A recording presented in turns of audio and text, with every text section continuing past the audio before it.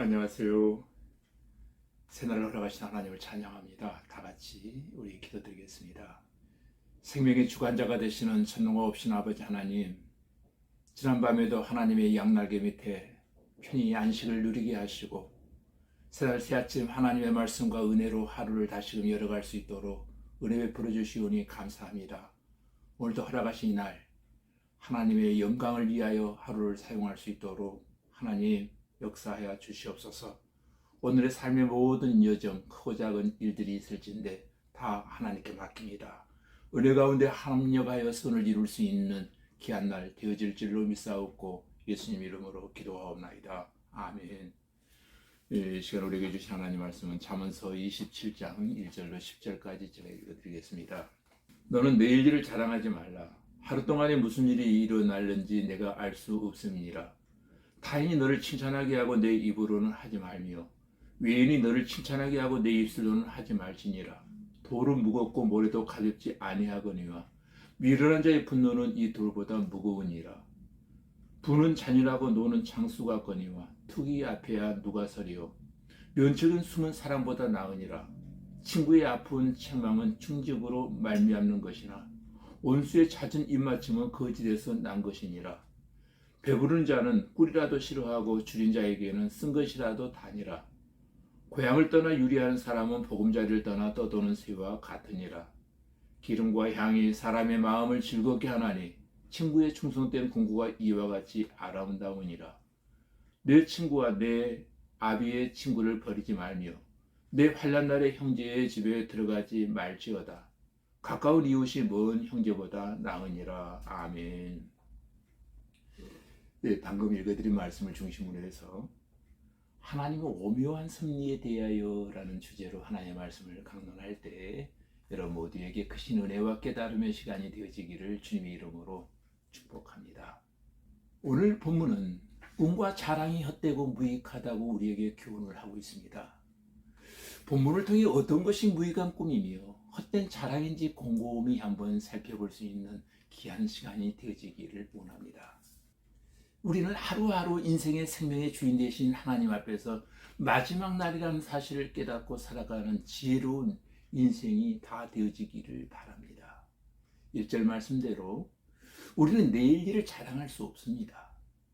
왜냐하면 하루 동안에 무슨 일이 일어날지 알 수 없는 피조물들이기 때문인 것입니다. 겸손한 사람은 2절 말씀대로 자기가 자기 자랑하는 자가 아니라 다른 사람이 나를 칭찬하게 되는 결과가 있다는 사실을 말해주고 있는 겁니다. 11절 말씀을 한번 제가 읽어드리겠습니다.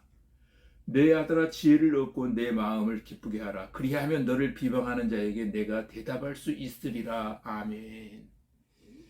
오늘 우리 주님이 우리를 향해 당부하는 말씀입니다. 우리가 지혜로우면 주님께서 기뻐하시고 주위의 모든 사람들에게 기쁨을 줄 수 있게 되어진다는 것입니다. 12절 말씀대로 슬기로운 자는 재앙을 보며 숨어 피하여도 어리석은 자들은 나가다가 해를 받느니라 이렇게 말하고 있습니다. 그러니까 지혜로운 자는 피하지만 어리석은 자는 자신의 길을 돌이키지 아니하므로 해를 받게 된다는 사실을 말해주고 있습니다. 19절에 보면은 물에 비추어진 얼굴이 그 비추는 얼굴과 같다라고 말씀하고 있습니다. 이처럼 사람의 마음도 서로 비치게 되어져 있다는 겁니다. 내가 깨끗한 마음으로 있으면 상대의 마음이 내 속에 그대로 비춰지게 되는 것입니다. 그래서 분별이 되어진다는 것입니다. 예수님께서 나다나엘의 마음을 그대로 볼 수 있었듯이 자신을 내려놓는 사람에게는 사람의 마음을 분별할 능력이 생겨나는 것입니다. 오늘 내 마음이 주님 앞에 드러나 있음을 알아야 할 것입니다. 아담처럼 숨길 수 없습니다. 주님은 다 아십니다. 나를 주님 앞에 내려놓으면 그 마음의 세상을 비추는 분별력이 생겨나게 되어진다는 것입니다. 23절 말씀을 제가 읽어드리겠습니다. 내 양떼의 형편을 부지런히 살피며 내 소떼에게 마음을 두라. 아멘. 아마도 이 말씀은 목회자인 제 자신에게 주신 말씀으로 받습니다. 양떼를 부지런히 살펴야 되겠다고 하는 깨달음을 얻게 되어집니다. 여기 부지런히 살피라고 하는 말은 우리가 맡은 오늘의 현실에 만족하며 성실히 일하라고 하는 메시지인 것입니다. 일의 기초는 없습니다. 모두가 다 하나님이 주신 우리의 산업이요 생업인 것입니다. 내가 맡은 일에 성실히 일하는 자가 가장 아름다운 자인 것입니다.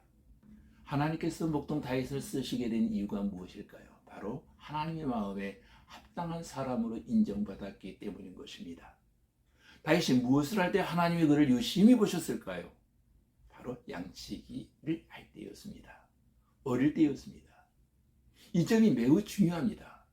나중에 크면, 나중에 잘 살면 훗날 모든 것이 잘 풀리면 언젠가 훗날에 하나님의 뜻대로 살겠다라고 생각들을 합니다. 아닙니다. 바로 지금이 문제입니다. 지금의 나의 위치가 가장 중요한 것입니다. 나의 현실이 무엇보다도 소중한 것입니다. 다시 말씀드려 지금 하나님께 인정받는 사람이 되어야 한다는 것입니다. 지금 내가 맡은 직분이 중요합니다. 교회 일도 그렇습니다. 말로만 하지 말고 성실히 교회 일에 오늘 하루하루를 봉사하는 성도들이 다 되시기를 바랍니다. 오늘 27장에서 또 한 가지 돈에 대한 중요한 깨달음을 우리에게 주고 있습니다. 24절 말씀을 함께 보겠습니다. 대저 재물은 영원히 있지 못하나니 멸류관이 어찌 대대에 있으랴. 돈이란 있다가도 없는 것입니다. 그래서 빙빙 돈다고 해서 돈이라고 했다고 합니다. 돈은 도는 것입니다. 그렇다면 언젠가는 나에게 있다가 없어지기도 하고 또 없다가 있어지기도 하는 것이 바로 돈입니다. 돈은 영원한 것이 아닙니다. 대대에 있는 것도 아닙니다.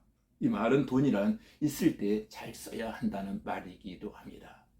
그래서 이것을 간접적으로 언급하면서 25절에서 27절까지에 보면 이렇게 말합니다. 풀을 벤 후에 새로 움이 돋나니 산에서 꿀을 거둘 것이니라. 어린 양의 털은 내 옷이 되며 염소는 밭을 사는 갑이 되며 염소의 젖은 넉넉하여 너와 내 집의 음식이 되며 내 요정이 먹을 것이 되느니라. 아멘.